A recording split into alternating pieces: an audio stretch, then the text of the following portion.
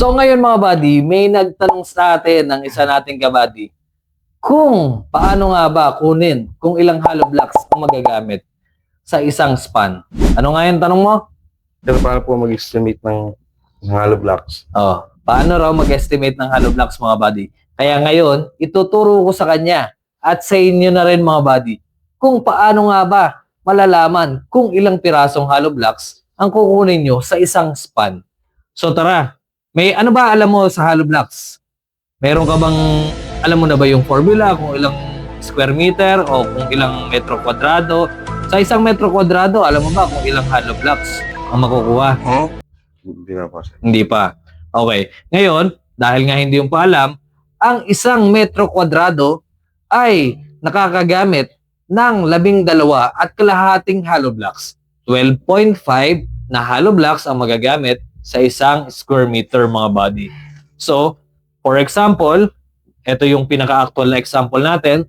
Sukatin mo, para makuha mo yung square meter muna, sukatin mo yung lalagyan mo ng hollow block syempre. Paano makukuha yung lalagyan mo ng hollow blocks na square meter? Syempre, sukatin mo yung haba ng lalagyan mo at yung taas. So, ngayon, buddy, sukatin natin. Kung ilang ang haba nito. Ilan? 228. 228. So, ayan. Yung pinaka-haba natin ngayon ay 228 centimeters. Humarap ka sa camera. 228 centimeters.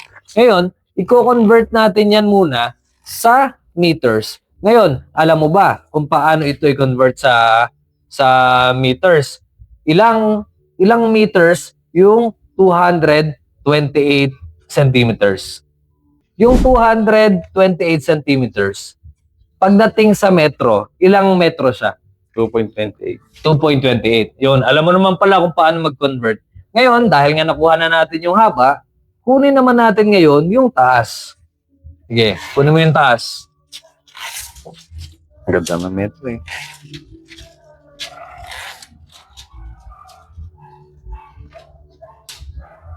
Ilan? 240.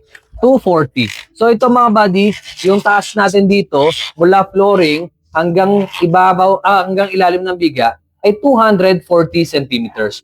Ngayon, tatanungin kita, ilang metro naman yung 240 centimeters? 2.40. 2.40. Ayan, napakagaling talaga nitong kabady natin. So 2.40 saka 2.28. Ngayon, paano naman natin kukunin kung ilang square meters yung 2.4 na yan by 2.28. Multiply natin. I-multiply, sige, i-multiply mo. Multiply mo yung 2.28 times 2.4. Ano ang magiging sagot? 472. 472. Ulitin mo. 2.28. 2.28. 2.28 times 2.4. Meanwhile, Sige. Tulungan na kita. 2.28, ganito. Ayun naman pala eh. Nakompute mo na pala eh. Huh? 5.472. So, ibig sabihin, kapag ka pinag-multiply mo yung 2.28 sa 2.4, ay meron kang 5.47. Ang basa doon, 5.47 sa tuldok na yon.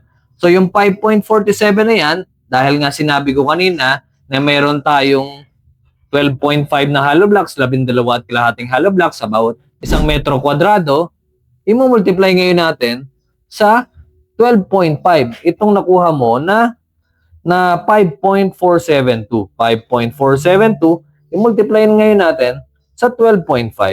Magkakaroon tayo ng, ano yan? 68 piraso. 68.4 piraso. Pero syempre, mababasagan ka pa dyan mga buddy. Kaya gawin mo ng mga 70 pieces ito. So, ayun ba? Nagets ba mga buddy? Kung ang wall natin ay merong 2.28 at 2.4 na taas, 2.28 na haba at 2.4 na taas, magkakaroon tayo ng 70 piraso ng hollow blocks. Ngayon, ano naman gagawin natin kapag meron tayong opening? Kapag may bintana na tayo, ano gagawin natin? Kailangan natin i-plus. I-plus, i-minus. Ay, minus. I-minus. Kasi open yun eh. Di ba? Oo. I-open natin, i-minus natin, yung pinaka-area naman nung bintana. Bintana. Yung bintana. So yun. Magbigay din tayo ng example. Kung i-minus natin, yung ano natin, magbigay din tayo ng example kung i-minus naman natin yung bintana natin. Ano naman tayo dito? Dito naman, let's say may bintana tayo dito na 120 cm by 120 cm. No? Kunin natin ulit yung lapad at yung taas. Yung haba ng lalagyan natin, saka yung taas nito. 274. 274.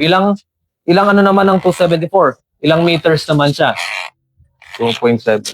2.74. Tama. Yung taas naman, dahil parehas naman yung biga natin dito, tsaka dito, 240 rin yung taas natin. Check mo kung 240. Sakto, sir. Sakto. Okay. Sakto, 240. So, ano gagawin mo ngayon? I-multiply mo ulit. Yung 2.74, kunin mo yung calculate mo ulit, 2.74 times 2.4.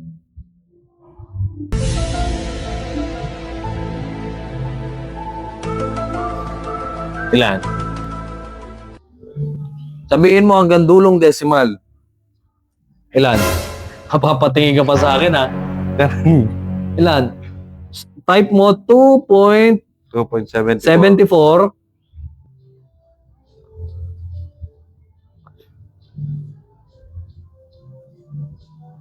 times 2.4. Type mo ba na maayos? Meanwhile, Ang magiging sagot ay 6.576. So, pagpalagay na natin na 6.6 square meters. So, meron tayong 6.6 square meters. Pero may bintana tayo. Let's say, ang bintana natin ay 120 by 120. Yung 120, ilang meters siya? 1.2. 1.2. Ngayon, ang gagawin naman natin, i-multiply naman natin ngayon yung 1.2 times 1.2 para makuha natin yung area. Ilan yun? 1.2. Gamitin mo ulit. 1.2 times 1.2.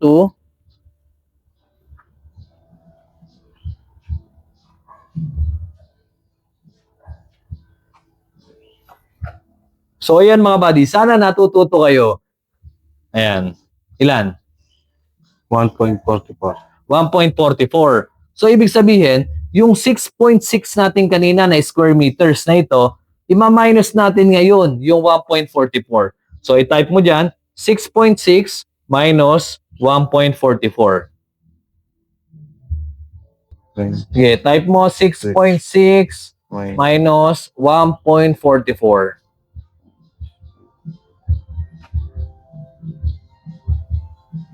Ilan? 6.6 minus 1.44. 1.44. Ang sagot?